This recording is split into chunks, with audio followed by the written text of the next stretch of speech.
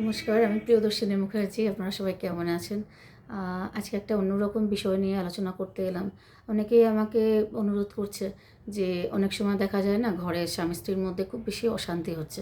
স্বামী-স্ত্রীর মধ্যে কিছুতেই মিল হচ্ছে না। কিন্তু স্বামী-স্ত্রী দুজন যে দুজনকে ভালোবাসে না তা না। দুজনের মধ্যে যথেষ্ট ভালোবাসা আছে।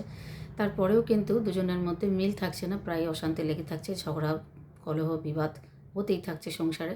এবং তাতে কী হচ্ছে যে দুজনের মধ্যে সম্পর্কটা খারাপ হয়ে যাচ্ছে। নিজেদের অজান্তেই সম্পর্ক খারাপ হয়ে যাচ্ছে। তো সেই সম্পর্ক যাতে না খারাপ হয়, তার জন্য আমরা কী করতে পারি? ঘরোয়া রেমেডি কী করতে পারি? দেখুন, সবসময় যে সবাই সব জ্যোতিষকে দেখাতে হবে বা জ্যোতিষীকে দেখিয়ে তার কাছে অনেক টাকা দিয়ে সমাধান নিতে হবে, তার কোনো মানে নেই। এই জন্য যে আমাদের সমাজে নিম্ন মধ্যবিত্ত মানুষই বেশি আছে। সবার কাছে কিন্তু এত টাকা সবসময় থাকে না যে তারা সবসময় কোনো বড় জ্যোতিষীকে দেখাতে পারবে বা তার কোনো সমাধান বার করতে পারবে সেই টাকার বিনিময়ে। তো সেটা হয় না অনেক সময়। তো আমি চেষ্টা করব ঘরোয়া রেমেডি দেওয়ার আপনাদেরকে।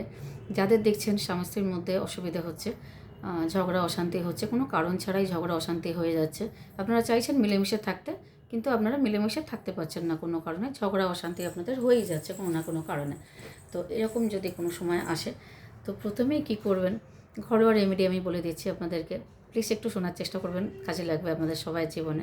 সবাই তো চায় জীবনে একটা জায়গায় দাঁড়াতে, তাই না? এক জায়গায় থাকতে চায়।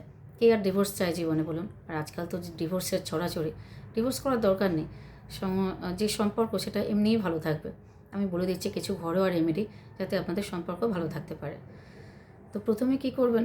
প্রথমেই একটা কাজ করবেন, সেটা হলো আপনার ঘরে দেখবেন যে ডার্ক কালারের, আপনার ঘরের ডার্ক কালারের কোনো পর্দা আছে কিনা, ডার্ক কালারের চাদর ইউজ করছেন কিনা, ডার্ক কালারের ঘরের সোফার কালারটাও কি ডার্ক আছে, এটা প্রথমেই খেয়াল করবেন। যদি দেখেন ডার্ক আছে, বিশেষ করে কালো, পার্পেল, নীল, এই ধরনের যে ডার্ক কালারগুলো, এই কালারগুলো কিন্তু যেটা শোবার ঘর যেটা, সেটার থেকে কিন্তু সরিয়ে দেবেন।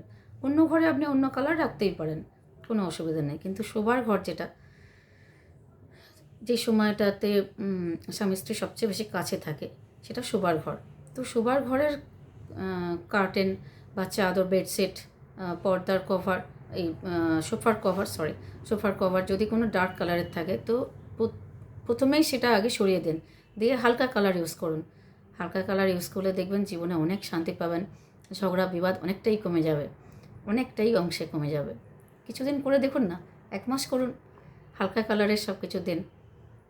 পর্দাও হালকা কালার দিন, বেডশিটও হালকা কালার দিন, আর সোফা যেখানে যা আছে ঘরে সেটা হালকা কালার, যেগুলো আমরা ইউজ করি আর কি, বালিশের কভার, এগুলো সব হালকা কালারে ইউজ করুন। আপনাদের মধ্যে অশান্তি কিন্তু অনেকটাই কমে যাবে। আর একটা কী করবেন, সেটা হলো যে আমরা সবাই জানি যে ব্রহ্মা, আমাদের বিয়ের সময় ব্রহ্মাকে লাগে, প্রজাপতিকে লাগে, প্রজাপতি ব্রহ্মা বলে। তো যা যা শুভ না, তার মধ্যে কিন্তু কাঁচা হলুদ পড়ে। দেখবেন আমাদের বিয়ের সময় কাঁচা হলুদ ছাড়া কিন্তু বিয়ে কেন কোনো রকম শুভ কাজই হয় না, কাঁচা হলুদ লাগে। তো কিচ্ছু না, বাড়িতে খুব বেশি অশান্তি হচ্ছে স্বামী স্ত্রীর সাথে, 5টা কাঁচা হলুদ নিন, নিয়ে একটা লাল কাপড়ের মধ্যে সেটাকে বাঁধুন। টাইট করে নয়, আলগা করেই বাঁধুন। আলগা করে জাস্ট রেখে দিন লাল কাপড়টার মধ্যে। কাপড়টা সিল্কের হলে ভালো হয়, না হলেও চলবে, কোনো অসুবিধা নেই। 5টা হলুদ নিন, কাঁচা হলুদ অবশ্যই নিন, নিয়ে রেখে দিন বেঁধে।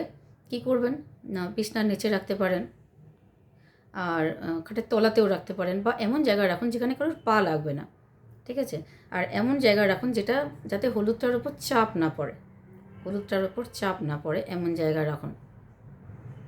তাতে কি হবে, আপনি কিছুদিন বাদে দেখবেন যে আপনাদের মধ্যে যে অশান্তিটা হতো, কারণে অকারণে বিবাদ বাঁধছে, বেঁধেই যাচ্ছে, একে অপরকে সহ্য করতে পারছেন না, অশান্তি হচ্ছে, সেটা কিন্তু অনেকাংশেই কমে যাবে।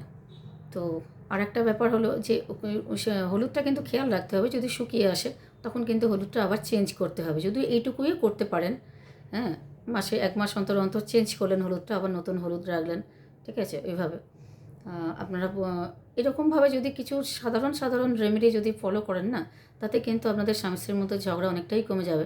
ডিভোর্সের পথে এগোতে হবে না। কিন্তু মানুষ এই রেমেডিগুলোকে মন দিয়ে করে না। আরেকটা রেমেডি বলি, যদি দেখেন যে স্বামী স্ত্রীর মধ্যে খুব বেশি অশান্তি হচ্ছে, তো কী করবেন, আহ, বৃহস্পতিবার করে, বৃহস্পতিবার আমরা জানি বৃহস্পতিবার খুব ভালো বার, বৃহস্পতিবার করে স্নান করবেন, করে এসে সিঁদুরের কৌটোটা হাতে করে নিয়ে গিয়ে স্বামীর কাছে যাবেন, গিয়ে বলবেন যে আমাকে একটু সিঁদুর পরিয়ে দাও, আমাকে একটু সিঁদুর পরিয়ে দাও। তো যদি আপনি বলবেন, হয়তো অনেকে বলবে যে আমার বড় সময় অফিসে থাকে, হতেই পারে, রাতে তো বাড়ি আসে, তখনই বলুন যে একটু আমাকে সিঁদুর পরিয়ে দাও। যে কোনো সময় হলে, যাতে আপনি শুদ্ধ থাকেন সেটা দেখবেন, যাতে আপনি স্নান করা অবস্থায় থাকেন, শুদ্ধ থাকেন যাতে, সেইভাবে স্বামীকে একটু সিঁদুর পরিয়ে দিতে বলবেন। স্বামীর হাতে যদি বৃহস্পতিবার করে আপনি সিঁদুর পরেন, তাহলেও কিন্তু আপনাদের মধ্যে অশান্তির ব্যাপারটা অনেকটাই কমে যাবে। এগুলো হচ্ছে খুব ঘরোয়া রেমেডি, এগুলো যদি মানুষ একটু চালু করে না নিজের জীবনে, তাহলে কিন্তু অশান্তি থাকে না। ডিভোর্সের দ্বারস্থ আমাদের হতে হয় না, কোর্টের দ্বারস্থ হতে হয় না। তো মেন তো হচ্ছে সম্পর্ক হচ্ছে একটা সমঝোতা।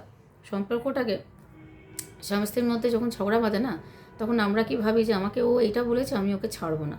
এরকমও করবেন না। একটু বলি যে সম্পর্ককে বজায় রাখতে গেলে আপনি একটা কথা মনে রাখবেন, যে আমি একটা কথা বলে যে শান্তিটা পেলাম সেটা ভালো, সেই শান্তিটা ভালো, নাকি এত বছরের সম্পর্কটা টিকে থাকা ভালো।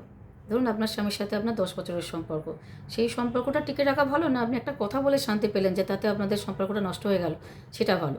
তো সম্পর্ককে সবসময় মূল্য দিন, তাহলে দেখবেন আপনার ওই কথা বলে যে শান্তি পাওয়াটা, ওটা আর আসবে না আপনার মধ্যে।